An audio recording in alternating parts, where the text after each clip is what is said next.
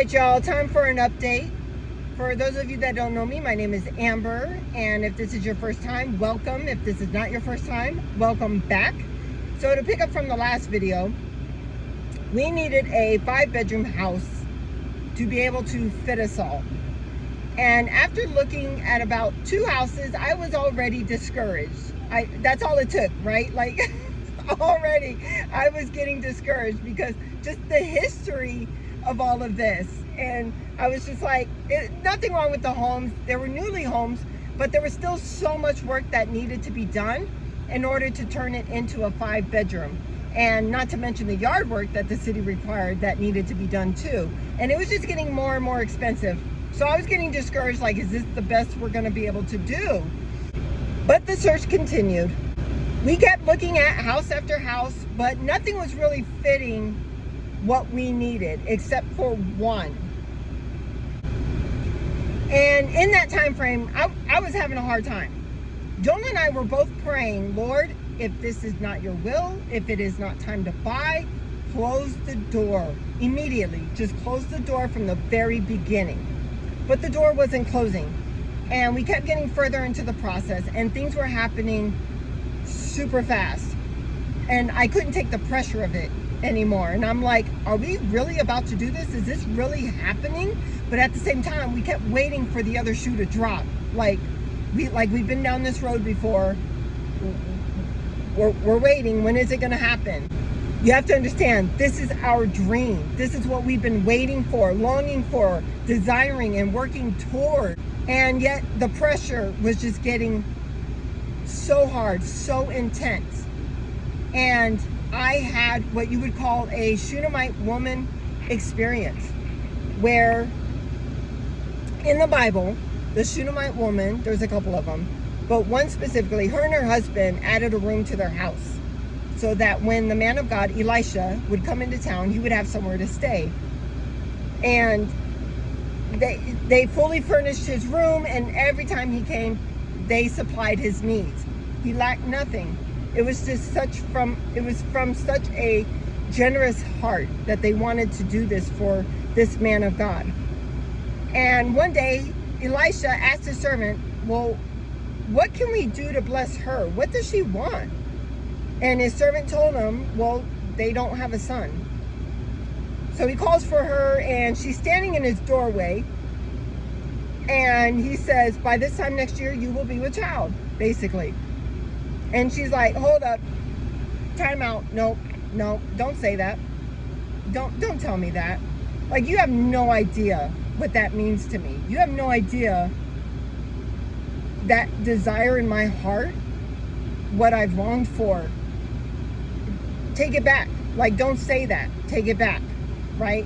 Like, don't play with my emotions. And that's the type of experience that I was feeling, that I was having. I remember I was on my bedroom floor, on my knees, crying to God. I couldn't take the pressure of the language that was being spoken that I didn't understand, and all the research that I've done all these years, and I'm still it's not clicking. I don't get it. And having things needed to be explained to me over and over just for me to understand clearly.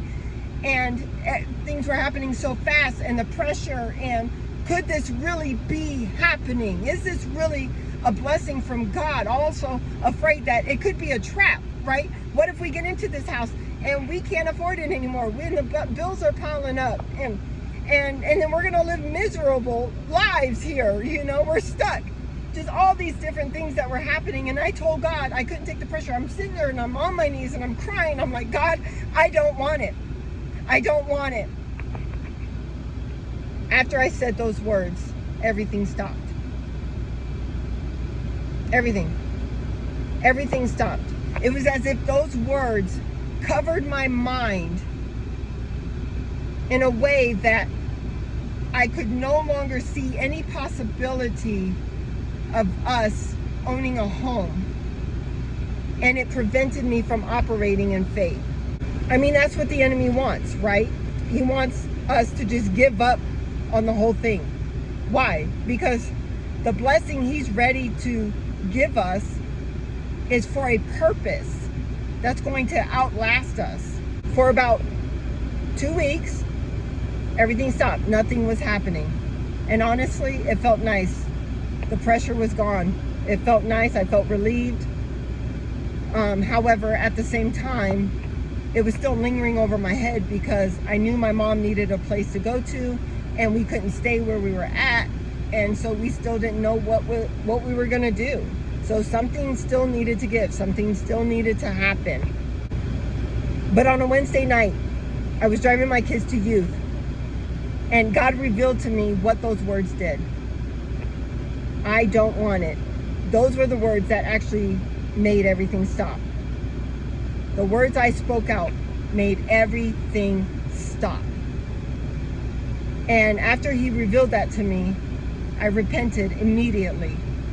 Immediately, I repented and I asked God to forgive me. And the enemy didn't hesitate to get in my head and tell me, well, you may have repented, but you missed out. You missed out because you messed up. And now you're stuck. You're never going to be able to buy a home. And if you do, it's going to be a crappy one that you're going to have to settle for. And I recognized his condemning ways. And I was like, you know what? That's not God. And God, I knew God had made a promise years ago, multiple promises actually, and stating the fact that we would one day buy a home.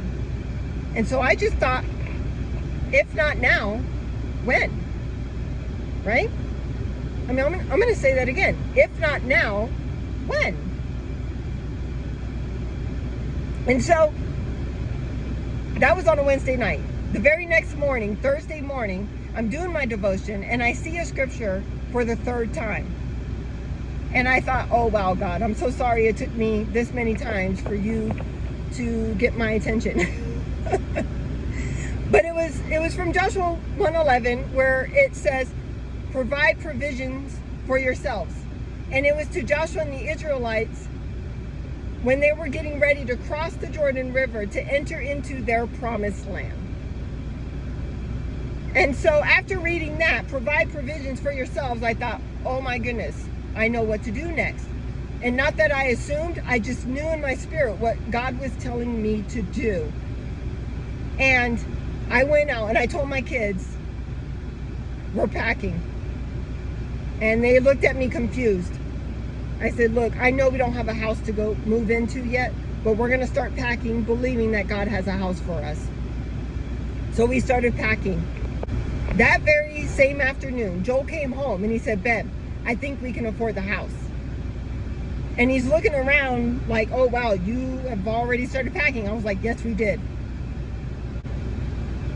Shortly after Joel says what he says, I'm on the phone with our landlord and I'm like, hey, did you give that house away yet? He said, no, I've been so busy, I haven't been able to make contact. He was like, would you like to see it? I said, yes. So we went and we saw the house for a second time. And then we went to go see another house just to make sure. By the end of the night, it was a no-brainer. We knew what house we wanted. We shook hands and the ball kept rolling. Something I want to point out is that something I kept saying while we were packing is I operate better when I operate in faith. And I think that's true for all believers. Scripture says it is impossible to please the Lord without faith. And while I was having my meltdown, God didn't back off to send me a message to say, well, forget it then. You don't want my blessing? Forget it. You don't get it then. No, that's not how God works. He backed off, one, because he's a gentleman. He wanted to relieve me of some of that pressure. But he backed off to send the message to say, you know what? It's okay. Give her some space. Give her some time. She'll come around. And you know what? I did. I did. And I say all of this to say that when you are dreaming, when you are planning, and when you are preparing, the words you speak will either align with the dream that you are preparing for, or work against it. And the choice is completely up to you. It's under your control. So as always, start today, because there is no time like the present. Take care.